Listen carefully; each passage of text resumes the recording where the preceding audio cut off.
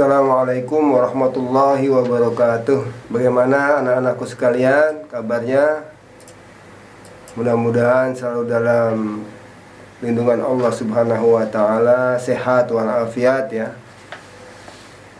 Sehingga kita dapat melaksanakan aktivitas kita sehari-hari.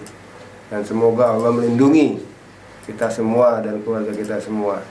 Hari ini kita bertemu lagi dalam materi pembelajaran pendidikan agama Islam pada bab pertama untuk pertemuan yang kedua. Bab pertama pertemuan yang kedua.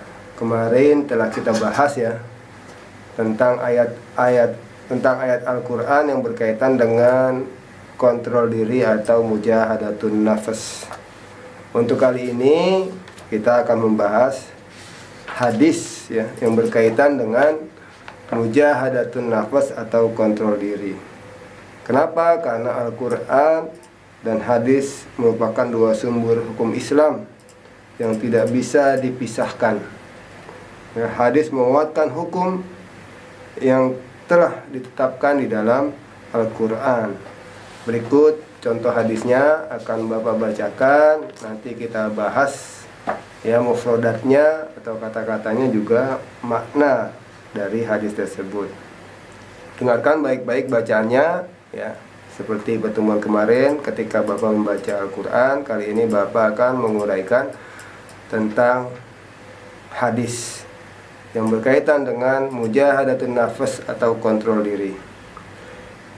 Bismillahirrahmanirrahim.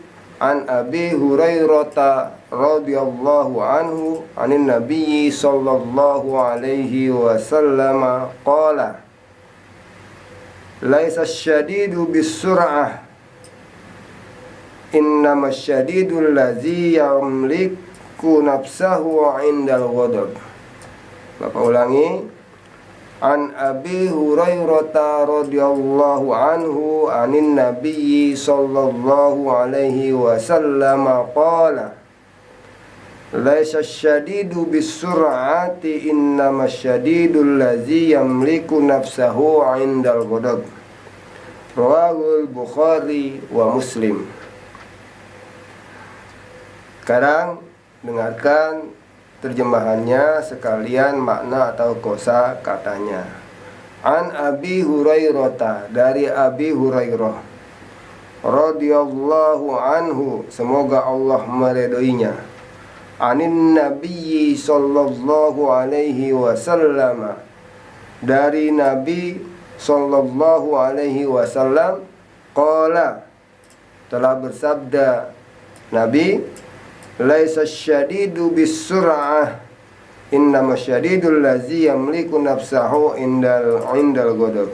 Bukanlah orang yang biasa menang saat bertarung atau bergulat, tetapi orang yang kuat, mohon maaf Bapak ulang, orang yang kuat bukanlah orang yang biasa menang saat bertarung atau bergulat, tetapi orang kuat itu adalah yang mampu mengendalikan nafsunya ketika marah. Jadi hadis ini menjelaskan tentang kemampuan menahan diri, menahan nafsunya ketika sedang marah. Hadis ini diriwayatkan oleh Imam Bukhari dan Imam Muslim. Anak-anakku sekalian, hawa nafsu, yang dimaksud dengan hawa nafsu berarti kecenderungan manusia pada perkara yang disukai dirinya. Orang yang lebih mengikuti keinginan hati, yang buruk atau yang telah diharamkan oleh hukum syariat, itulah orang yang selalu mengikuti hawa nafsunya. Perbuatan mengikuti hawa nafsu ini harus dijauhi karena merupakan pangkal atau awal mula kemaksiatan, merupakan sumber malapetaka dan kemungkaran. Orang yang berbuat demikian akan tersesat dari jalan kebenaran dan dikenai hukuman siksa di akhirat kelak. Oleh karena itu, hawa nafsu harus dikekang dan dikendalikan. Ya. Ingat ya, mengendalikan bukan berarti mematikan hawa nafsu. Ya. Islam menekankan bahwa hawa nafsu itu bukan untuk dibunuh, melainkan untuk dijaga dan dikendalikan. Ya, repot kalau hawa nafsu dibunuh, nanti kamu nggak nafsu makan, tidak ingin sekolah, tidak ingin belajar, karena itu juga ada nafsu, namanya nafsu kesenangan, suka dengan hal yang baik-baik, itu juga termasuk di situ disertai dengan nafsu.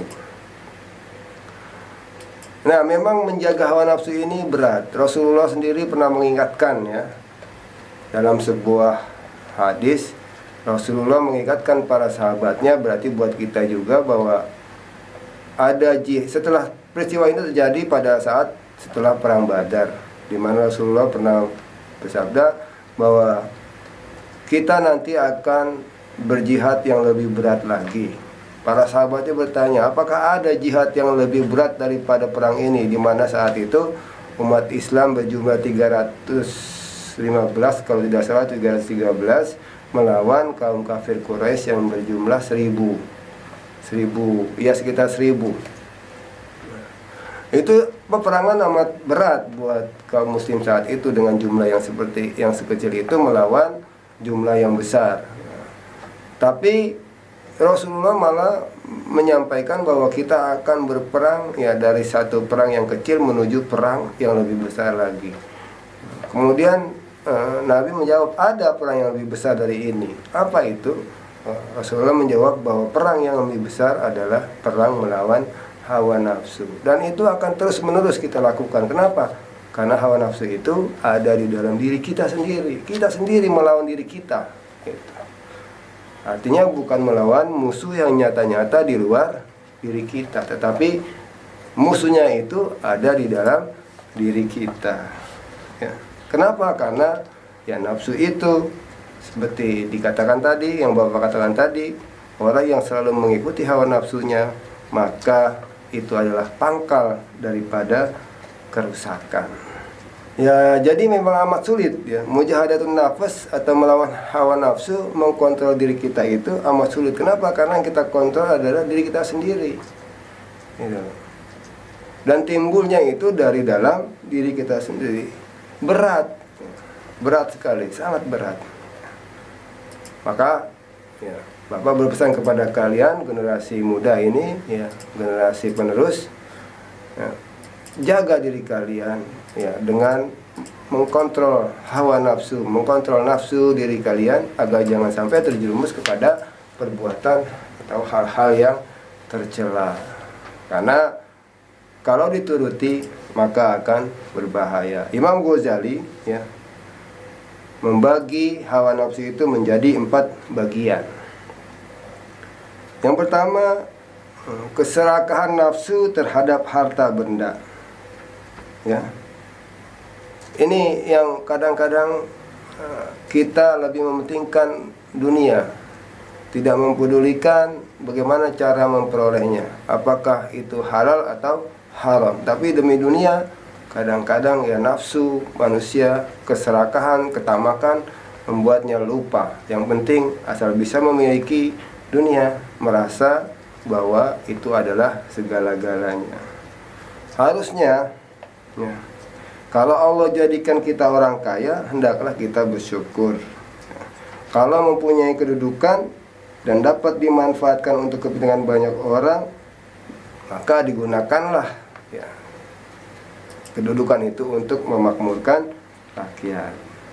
Nafsu yang kedua menurut Imam Al-Ghazali adalah nafsu amarah.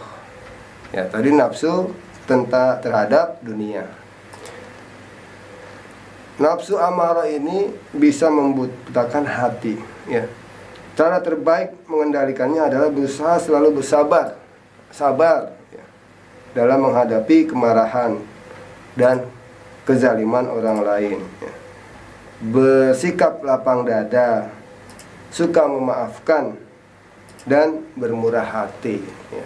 Jangan menuruti hawa nafsunya. Seperti yang dikatakan oleh hadis tadi, bahwa orang yang kuat bukanlah orang yang bisa mengalahkan musuh-musuhnya. Tetapi orang yang kuat adalah orang yang bisa menahan hawa nafsunya ketika dia marah. Jadi jangan gampang marah, bersabar diri, menahan atau mengkontrol diri. Jangan sampai menyesal ya, karena menuruti hawa nafsu. Yang ketiga ya, bagian yang ketiga menurut Imam Al-Ghazali bahwa nafsu yang ketiga itu adalah nafsu kesenangan. Kesenangan duniawi akan mendorong manusia selalu untuk terjerumus ya. Jadi lupa diri. Gara-gara dunia orang jadi lupa diri. Nah, yang keempat adalah nafsu syahwat. Ini loh, masa-masa kalian ini kadang-kadang berpikirnya pendek ya. Nafsu syahwat, nafsu terhadap lawan jenis ya. Ini sekarang ini ya kalian sendiri yang harus bisa mengkontrolnya ya. Kalau di rumah mungkin aman-aman saja, tapi ketika di luar siapa yang bisa mengkontrolnya kalau bukan diri kalian sendiri? Kenapa? Karena di samping ada nafsu itu, setan juga selalu menggoda kita sebagai manusia. Caranya berbagai macam lah. Dikatakan bahwa ya melalui harta, melalui pasangan, tahta dan kekuasaan ya. Banyak sekali manusia yang hancur dan rusak kehidupannya karena hanya mencari kesenangan dunia semata dan menuruti nafsu syahwatnya.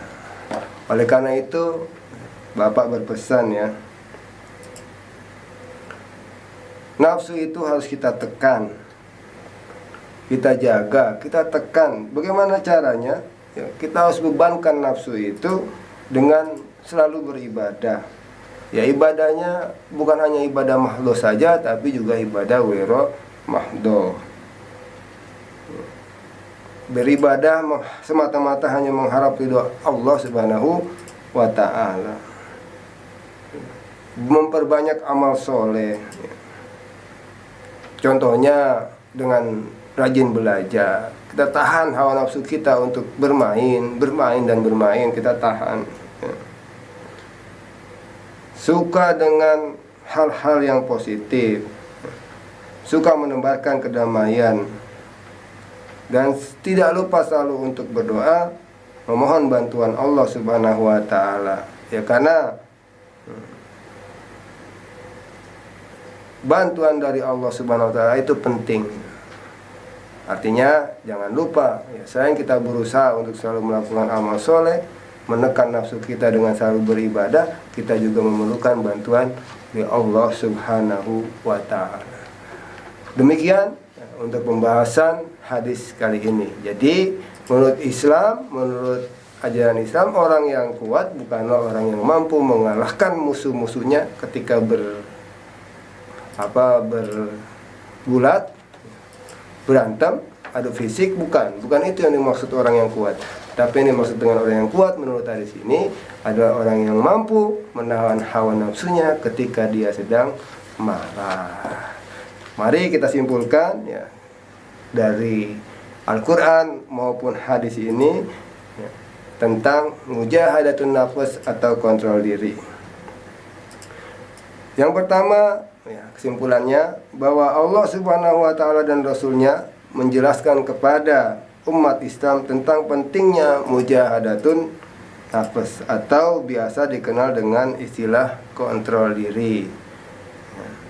Itu berdasarkan Al-Quran dan hadis. Yang kedua, mujahadatun nafs artinya seseorang yang mampu mengendalikan hawa nafsu yang ada di dalam dirinya. Kenapa? Karena ternyata menawan hawa nafsu itu merupakan perang yang sesungguhnya.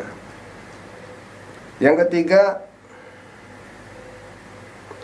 bentuk dari mujahadatun nafs berdasarkan Quran surat Al-Anfal surat ke-8 ayat 72 adalah orang yang mau berhijrah dan berjihad di jalan Allah Subhanahu wa ta'ala. Yang keempat, Berhijrah itu artinya bukan hanya berpindah dari satu tempat ke satu tempat yang lain, tetapi maksudnya adalah berpindah dari suatu keadaan yang tidak baik menjadi baik. Dan ini memerlukan kesungguhan yang luar biasa dengan melawan hawa nafsu. Yang tadinya biasa santai, ayo berubah, ya, pindah, hijrah dari kemalasan menjadi rajin belajar. Dari yang tadinya tidak suka untuk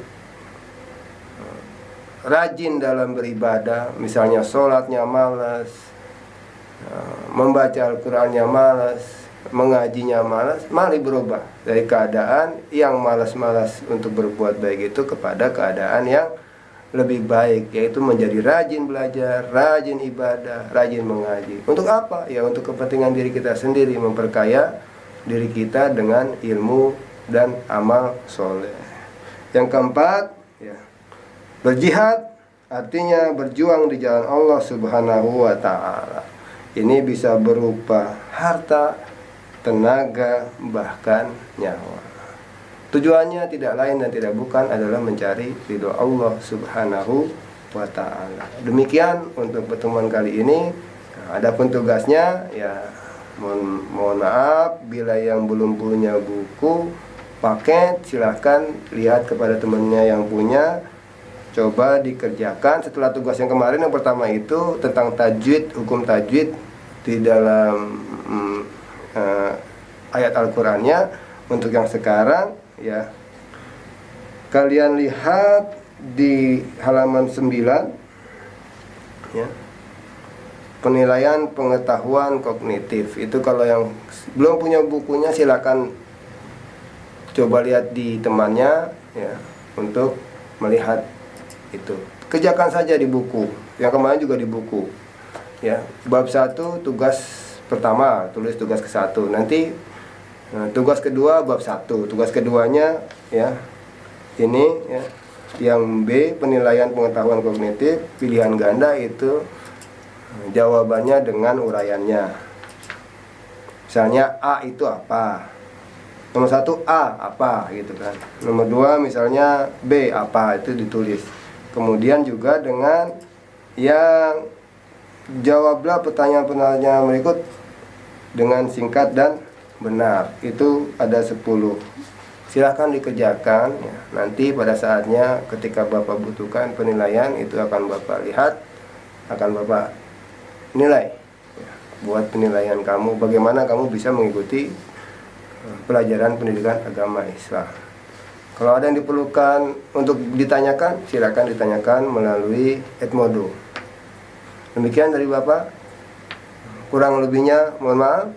Wassalamualaikum warahmatullahi wabarakatuh.